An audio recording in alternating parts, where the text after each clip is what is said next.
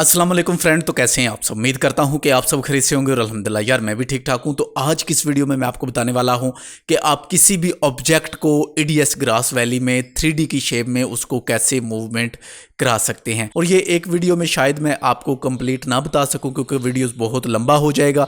और ये वाला है जो ये 3 या 4 पार्ट्स हो सकता है इस वीडियोस के बन जाएं, ठीक है। तो आज की मेन वीडियोस है जो 3D पर, और 3D में आप एंकर पॉइंट को कैसे एक पॉइंट पर फिक्स कर सकते हैं और एंकर पॉइंट हमारे किस काम आता है, आज की इस वीडियो में मैं आपको बताने वाला हूं। तो चलिए अपनी वीडियोस को शुरू करते हैं।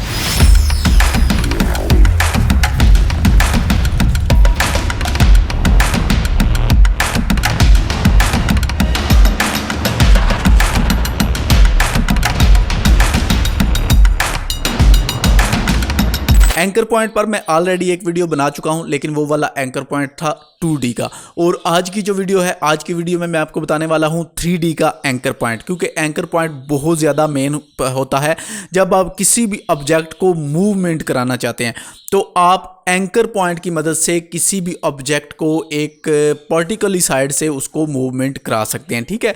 चाहे आप लेफ्ट से कराना चाहें, चाहे आप राइट से कराना चाहें, चाहे आप टॉप या फिर बॉटम, किसी भी साइड से आप किसी भी जगह से अपना जो ऑब्जेक्ट है उसको जब मूव करवाना चाहते हैं तो उसमें एंकर पॉइंट का एक बहुत बड़ा रोल, बहुत बड़ा किरदार होता है, ठीक है। तो चलिए बढ़ते हैं हम अपने ईडीएस ग्रास वैली की तरफ और प्रैक्टिकली देखते हैं सारी चीज़ों को, ताकि आपको अच्छे से और डिटेल में सारी चीज़ें समझ आ सकें। तो ईडीएस हमारा ओपन है जी। तो जब हम यहाँ पर आ जाएंगे तो अभी मैं यहाँ पर एक लेने वाला हूँ न्यू क्लिप, और इसमें मैं रखने वाला हूँ कलर मैट, और यहाँ पर मैं लेने वाला हूँ वाइट कलर, ठीक है, ताकि हमें अच्छे तरीके से नज़र आ सके। और इसको मैं रखने वाला हूँ यहाँ पर अपनी टाइम लाइन पर।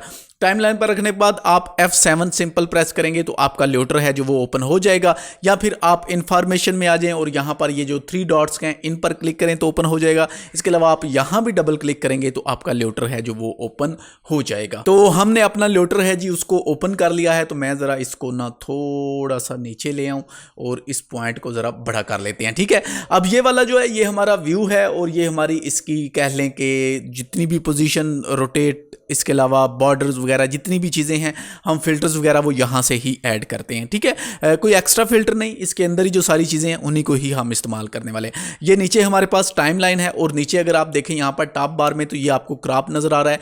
ये हमारे पास ट्रांसफार्मर है इसका, और अभी इसका जो ट्रांसफार्मर है वो है 2D में, तो हम इसके ट्रांसफार्मर को इस्तेमाल करने वाले हैं आज 3D में। तो यहाँ पर अगर देखें जैसे ही मैं 3D करूँगा तो यहाँ पर कुछ चीज़ें हैं जो वो चेंज हो चुकी हैं। और यहाँ पर जो आपका पहले एक गोल सर्कल आ रहा था, अभी आपको यहाँ पर 3 कलर नजर आ रहे हैं, जो कि है रेड, ग्रीन एंड ब्लू, ठीक है। वैसे ग्रीन, रेड, ब्लू आ रहा है, लेकिन मैंने रेड, ग्रीन, ब्लू क्योंकि वो जरा RGB में आ जाता है, ठीक है। तो दोबारा जब मैं 2D करूंगा तो ये एक नोटिफिकेशन हमें देगा कि आप 3D से 2D पर स्विच करना चाहते हैं। अब ये ऐसे क्यों करता है? जब हम देखें इसको, मैं एक बार यस करने वाला हूं, तो जब मैं 3D पर गया तो मुझे ये वाला नोटिफिकेशन नहीं मिला, लेकिन जब मैं 3D से 2D की तरफ आ रहा हूं तो ये मुझे नोटिफिकेशन देखने को मिल रहा है। ये इसलिए मिल रहा है कि अगर आपने कोई 3D में काम किया है और 3D में काम करने के बाद आप 2D की तरफ जाते हो तो वो आपका जितना वर्क है वो कंप्लीट ख़त्म हो जाएगा, क्योंकि 3D है जो वो एक एडवांस टेक्नोलॉजी है, 2D है जो वो उसकी निस्बत ज़रा ओल्ड है। तो दो चीज़ें 2D में हैं वो चीज़ें आपको 3D में मिल जाती हैं, लेकिन जो चीज़ें 3D में हैं वो चीज़ें आपको 2D में नहीं मिलती। तो इसलिए ये आपको एक छोटा सा वार्निंग मैसेज है जो वो यहाँ पर दिया जाता है। तो मैं इसको सिंपल अभी नो करने वाला हूँ, ठीक है। तो हम आ चुके हैं 2D पर।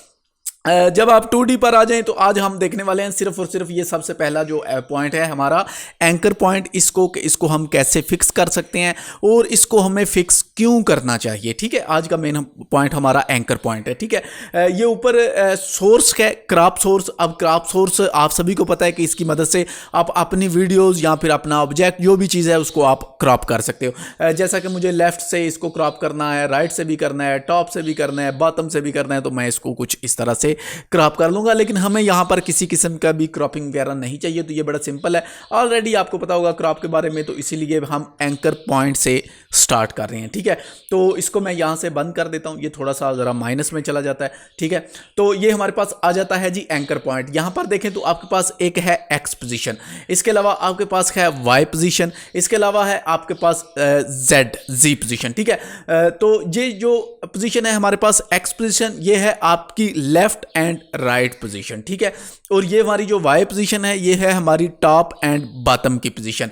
तो जैसे ही मैं यहाँ पर एंकर पॉइंट, और एंकर पॉइंट कौन सा होता है, ये वाला, ये जो आप ब्लू कलर्स के दरमियान एक छोटा सा पॉइंट देख रहे हैं ये है आपका एंकर पॉइंट। अगर मैं इसी को 2D में कन्वर्ट करूं तो यहाँ पर आपको एक प्लस का साइन है जो वो नजर आ रहा होगा। ये जो प्लस का साइन है गोल सर्कल के अंदर ये होता है एंकर पॉइंट। तो हम देखेंगे 3D में एंकर पॉइंट। जब आप 3D में कन्वर्ट करोगे तो ये जो छोटा सा ब्लू कलर का एरो नजर आ रहा है वो है आपका एंकर पॉइंट। तो इसको हम फिक्स क्यों करेंगे एंकर पॉइंट को? जब भी हम किसी भी चीज को रोटेट करना चाहते हैं, मूव कराना चाहते हैं, तो एंकर पॉइंट हमारा बहुत ज्यादा जरूरी होता है। जैसा कि मैं अभी इस वाली शेप को चाहता हूं कि ये टॉप से मूव हो, तो अभी ये टॉप से मूव नहीं होगी। जैसा कि मैं अगर यहां पर इसकी पोजीशन को लगाता हूं 50%, तो देखें ये सेंटर से मूव हो रही है, लेकिन सेंटर से मुझे मूव नहीं करना जी। मैं चाहता हूं कि ये ऊपर वाला पॉइंट इसका फिक्स रहे और ये नीचे से हमारी है जो वो स्वाइप करे। तो इसके लिए हमें एंकर पॉइंट को एडजस्ट करना होता है। जहां पर हमारा एंकर पॉइंट होगा वहां पर कह लें कि हमारा एक जोड़ आ जाता है। एक छोटी सी मिसाल दूं आपको, तो ये देखें ये मेरा बाजू है।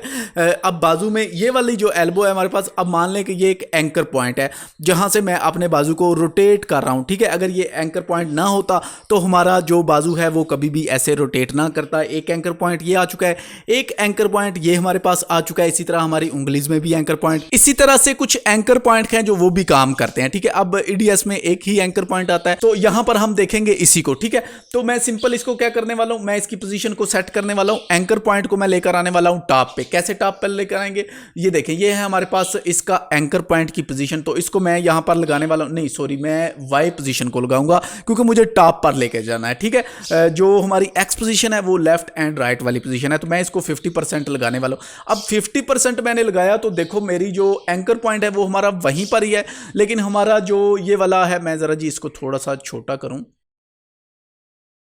हमारी ये वाली जो वीडियोस थी या फोटो या जो भी चीज़ है वो हमारी ऊपर की तरफ चली गई है।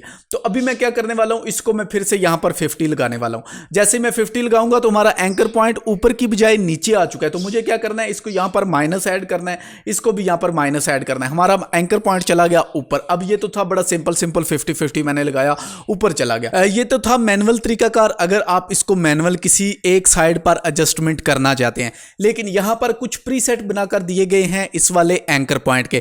अगर आप किसी एक खास कॉर्नर या किसी साइड पर आप इसको लेकर जाना चाहते हैं तो आप बड़े अच्छे तरीके से लेकर जा सकते हैं। जैसा कि मुझे मान लें कि मुझे इसको इस वाले पॉइंट पर लेकर आना है, तो अब मुझे यहां पर मैनुअल सेट नहीं करना क्योंकि काफी सारा जो टाइम है वो आपका वेस्ट हो जाएगा। तो हम क्या करेंगे, सिंपल इस वाले पॉइंट को पुश करेंगे और हमारा एंकर पॉइंट है जो वो इस साइड पर आ जाएगा। इसी तरह अगर मुझे नीचे चाहिए हो तो मैं पुश करूंगा, मेरा एंकर पॉइंट नीचे आ जाएगा। मुझे इस वाले साइड पे सेंटर में चाहिए तो मैं इसको पुश करूंगा तो हमारा एंकर पॉइंट है जो वो सेंटर में आ जाएगा, ठीक है।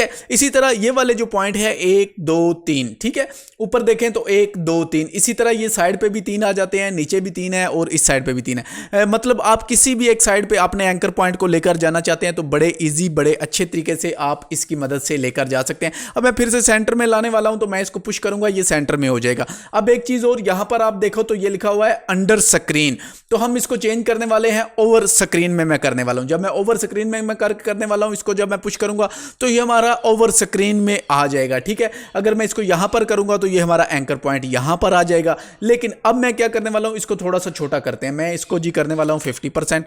तो अब ये हमारा 50% हो चुका है, तो मैं इसको थोड़ा सा इस साइड पे लाऊंगा तो ये हमारा एंकर पॉइंट इस साइड पे आ जाएगा। अब एक और चीज है, ये है हमारे पास टाइटल सेव। अगर आप कोई टाइटल वगैरह बनाना चाहते हैं, उसको आप 3D में कन्वर्ट करना चाहते हैं, तो उसके लिए जो एंकर पॉइंट है वो ये आपका बेस्ट रहेगा, ठीक है। तो आप जब इसको क्लिक करेंगे तो ये आपका जो सेफ टाइटल एरिया होता है उसके अंदर ही आपका एंकर पॉइंट रहेगा, ना कि उससे बाहर जाएगा, ठीक है। अब मैं इसको करना चाहता हूं जी इस साइड पे, तो मैं इस कॉर्नर पे ले जाऊंगा। अब हम इसकी पोजीशन है जो उसको थोड़ा सा चेंज करेंगे ताकि आपको पता चले कि एंकर पॉइंट बेसिकली काम कैसे करता है। अब देखें यहां पर हमारा एंकर पॉइंट ये लग चुका है, तो मैं जब इस वाली वीडियोज को यहां से रोटेट करूंगा, मैं 90 डिग्री पर रोटेट कर रहा हूं, तो ये यहां से रोटेट होगी, ना कि सेंटर से रोटेट होगी, ठीक है। तो अब यहां पर आने के बाद मैं इसको जनाब कर देता हूं -10, ठीक है। तो जब मैं -10 लगाकर इसको मैं पीछे लेकर आऊंगा तो अब हमारी जो पिक्चर है वो कुछ इस तरह से रोटेट करेगी। जहां पर हमने एंकर पॉइंट रखा था वहां पर आप समझ लें कि हमने एक कील लगा दिया है, वहीं से हमारी जो पिक्चर है वो रोटेट करेगी, ठीक है। तो एंकर पॉइंट जो भी होता है आप कहां पर भी उसको सेट करेंगे, उसी एंगल से आपका वीडियोस है जो वो रोटेट करेगा। जाएगा। अब मैंने एंकर पॉइंट को इस साइड पे लगा दिया है, तो अब देखो तो यहाँ पर ये कुछ इस तरह से रोटेट करेगा और यहाँ पर आने के बाद ये आ चुका है। तो मैं वैसे इसको यहाँ पर लगाने वाला था कुछ इस तरह से, ठीक है। तो अब मैं इसको ये दिखाने वाला हूँ आपको दोबारा से। अब देखो हमारा एंकर पॉइंट कहाँ पर सेट है, वहीं से हमारी फोटोज है जो वो रोटेट हो रही है। अगर यहीं पर मैं एंकर पॉइंट पर रीसेट करने वाला हूँ, मतलब सेंटर में लेकर आने वाला हूँ, जैसा कि हमारा बाय डिफॉल्ट एंकर पॉइंट होता है, तो अब जब इसको हम रोटेट करेंगे तो ये सेंटर में ही रोटेट होगा, किसी एक साइड पर हम इसको रोटेट नहीं करा सकते। जब भी आप किसी भी एक ऑब्जेक्ट को किसी एक सिंगल साइड पर उसको रोटेट करना चाहते हैं तो वहां पर आपको जरूरत होती है एंकर पॉइंट की। आप एंकर पॉइंट की मदद से कर सकते हैं, ठीक है। तो आई होप कि आपको पता चल गया होगा कि एंकर पॉइंट बेसिकली कैसे काम करता है और कैसे आप इसको यूज में ले सकते हैं। वीडियो को पसंद आने की सूरत में लाइक कीजिएगा, अपने दोस्तों के साथ शेयर कीजिएगा, और अगर आप मेरे चैनल पर नए हैं और एक अच्छे वीडियो एडिटर बनना चाहते हैं तो चैनल को सब्सक्राइब करके साथ मौजूद घंटी के बटन को लाजमी दबा लें ताकि मेरी हर आने वाली लेटेस्ट वीडियोस आपको बर वक्त मिल सकें। शुक्रिया।